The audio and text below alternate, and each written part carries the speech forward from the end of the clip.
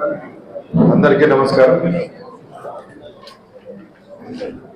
ఈ జిల్లా నుంచి ప్రాతినిధ్యం వహిస్తున్న గౌరవ ముఖ్యమంత్రి నారా చంద్రబాబు నాయుడు గారికి, సభాధ్యక్షులు జిల్లా కలెక్టర్ గారికి, అలాగే గౌరవనీయులు పెద్దలు మన ఎంపీ గారికి, పూతలపట్టు శాసనసభ్యులు గారికి, అలాగే చిత్తూరు శాసనసభ్యులు గారికి, జేసీ గారికి, డిఎఫ్ఓ గారికి, అలాగే ఇక్కడికి విచ్చేసిన జిల్లా హెచ్ఓడీలందరికీ ధన్యవాదాలు.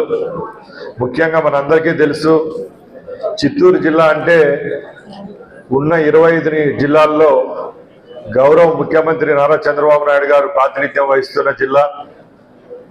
ఏ రివ్యూలో అయినా, కలెక్టర్ల కాన్ఫరెన్స్లో అయినా, ఏ హెచ్ఓడీల మీటింగ్ అయినా కూడా ముఖ్యంగా ముఖ్యమంత్రి గారి కాన్సన్ట్రేషన్ అంతా ఈ జిల్లా మీదే ఉంటుంది.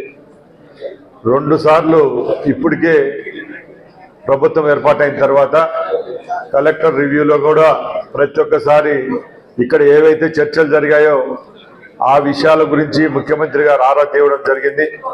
దానిలో ముఖ్యంగా మామిడి రైతుల విషయంలో, అలాగే చిత్తూరు జిల్లాను హార్టికల్చర్ హబ్ చేసే విషయంలో చంద్రబాబు నాయుడు గారు ప్రతి ఒక్కసారి కలెక్టర్ గారు అయితేనే, మాతోనైతేనే, స్థానిక శాసనసభ్యులు అలాగే ఎంపీ గారితో చర్చించడం జరుగుతూ ఉంది.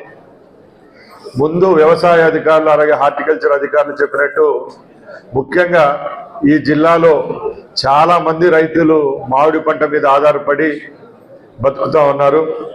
రాబోయే కాలంలో కూడా మామిడి పంటల్లో ఎవరైతే దిగుబడి విషయం ఒక ఎత్తు అయితే, దిగుబడి వచ్చిన తర్వాత వాళ్ళ గిట్టుబాటు ధర ఏదైతే ఉందో ఆ గిట్టుబాటు ధర లభించేదో గగనం అవుతా ఉంది.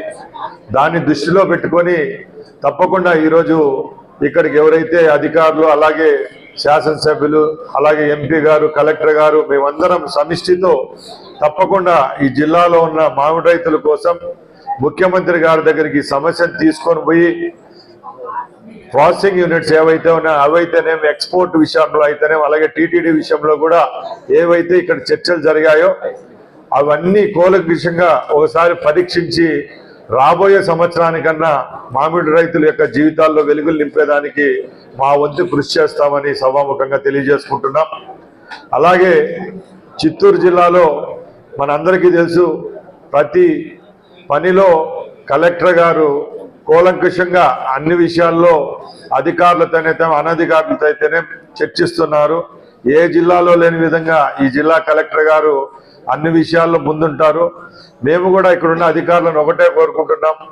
గత వారం ముందు కలెక్టర్ గారితో మాట్లాడినప్పుడు ముఖ్యంగా ఓ పెద్ద బర్నింగ్ ఇష్యూ ఏదైతే ఉందో, ఇప్పుడు మనం రెవెన్యూ గురించి ఇక్కడ మాట్లాడలేదు. ఈరోజు మీటింగ్లోనే ఎక్కువ మంది ఈ జిల్లానే కాదు రాష్ట్రంలో గత 5 సంవత్సరాల్లో చేసిన తప్పుల వల్ల చాలా మంది ఎవరైతే రైతులు అనుకోండి, భూమి గల వాళ్ళు బాధపడుతుంటే రెవెన్యూ రికార్డ్స్ లో ఉన్న పొరపాట్లు, అలాగే రెవెన్యూ సమస్యలు ఏవైతే పీజీఆర్ఎస్ లో ప్రజాప్రతినిధులకైతేనే, అలాగే ఉద్యోగస్తుల దగ్గరికి వస్తున్న సమస్యలపై అందరూ గ్రౌండ్ లెవెల్లో నుంచి సెక్రటరీ నుంచి కలెక్టర్ వరకు పోరాడాల్సిన సమయం ఆసన్నమైంది.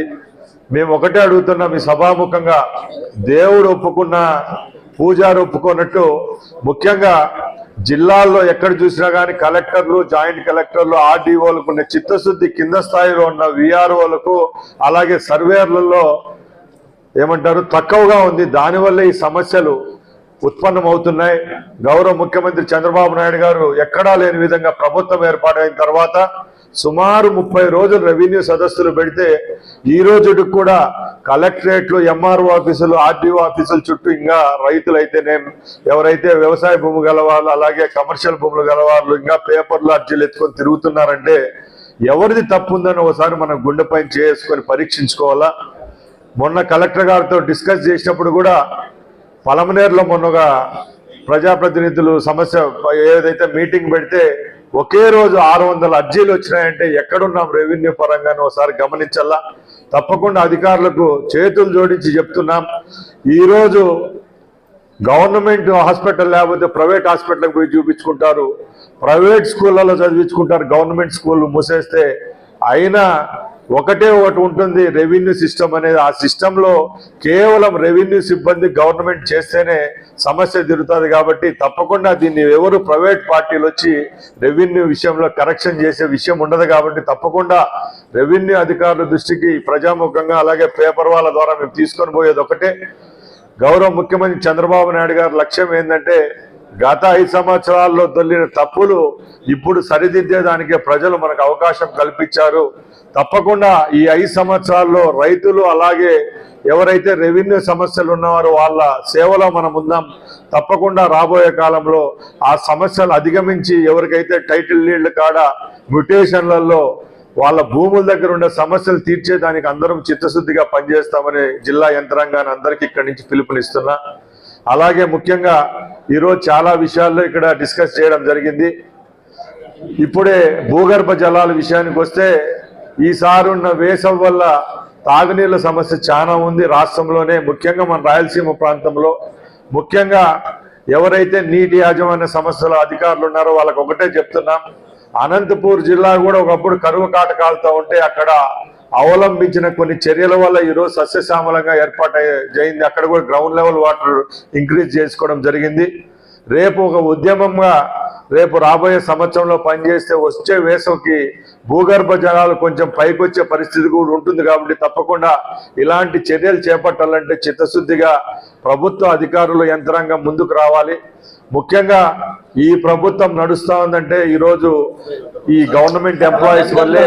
గత ప్రభుత్వాల్లాగా మీ పైన ఏ విధమైన జులుము ఉన్నది ఈ ప్రభుత్వం 5 సంవత్సరాల్లో పాత ప్రభుత్వాలు ఈ రోజు పేదల పక్షాన పనిచేసేదానికి భగవంతుడు అలాగే ప్రజలు జల్ జీవన్ మిషన్ విషయానికి వస్తే గత 5 సంవత్సరాలు నరేంద్ర మోడీ గారు చేసుకుని రాబోయే అధికారంలో ఉన్నప్పుడు కూడా అగ్రగామిగా నిలిపి అందరూ ఎప్పుడైతే కూటమి ప్రభుత్వం సెలవు తీసుకుంటున్నారు. పవన్ కళ్యాణ్ గారు అయితేనేం గౌరవ ముఖ్యమంత్రి 5 సంవత్సరాల్లో జల్ జీవన్ మిషన్ కేంద్రం యొక్క వాటాకు రాష్ట్రం యొక్క జల్ జీవన్ మిషన్ రాబోయే 5 సంవత్సరాలు నరేంద్ర మోడీ రాష్ట్రంలో ప్రతి ఒక్క గ్రామంలో ప్రతి ఒక్క ఇంటికి ₹1 జల్ జీవన్ మిషన్ ద్వారా రాష్ట్ర ప్రజలకు పనిచేసి జరగలేదు. ఎప్పుడైతే కూటమి ప్రభుత్వం ఏర్పాటైంది జరిగిందో పవన్ కళ్యాణ్ గారు అయితేనేం గౌరవ ముఖ్యమంత్రి చంద్రబాబు నాయుడు గారు అయితేనేం ఇప్పుడు జల్ జీవన్ మిషన్ ను గాడిలో పెట్టడం జరిగింది. కేంద్రం యొక్క వాటాకు రాష్ట్రం యొక్క మ్యాచింగ్ గ్రాంట్ ఇచ్చి రాబోయే 5 సంవత్సరాల్లో ఏదైతే ఉందో దాంట్లో రాష్ట్రంలో ప్రతి ఒక్క గ్రామంలో ప్రతి ఒక్క ఇంటికి కుళాయి నీళ్లు అందించే లక్ష్యంతో రాష్ట్ర ప్రభుత్వం పనిచేస్తా ఉంది.